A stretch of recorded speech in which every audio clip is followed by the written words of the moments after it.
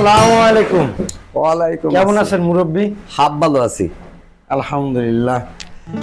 আপনি আমার গুরুজন, আপনার প্রাধান্য সারা জীবন নিতে আমি সচ্ছল জ্ঞান ইচ্ছুক।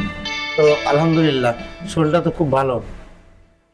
ভালো না হলে আমি এত সুন্দর সুন্দর করে হাই চুপার কথা বলি, কবিতা লিখি, তাই না, জ্ঞানের জি, জি। কথা বলি। জি, জি। এটা আসে থেকে?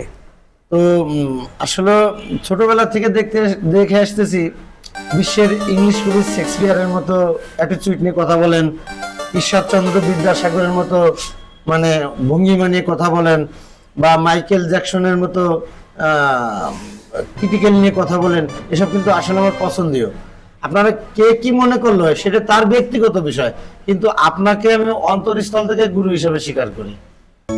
আপনি নেন নেন না নেন সেটাও আপনার বিষয়, কিন্তু আপনাকে আমি অন্তরস্থল থেকে গুরু হিসেবে স্বীকার করি।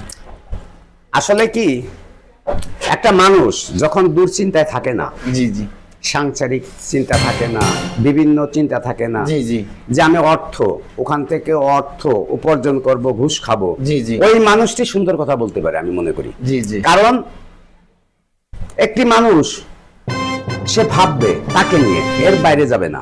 জি যেমন আমি ইতিমধ্যে একটা কবিতা লিখেছি যে আমি খুঁজি আমাকে। জি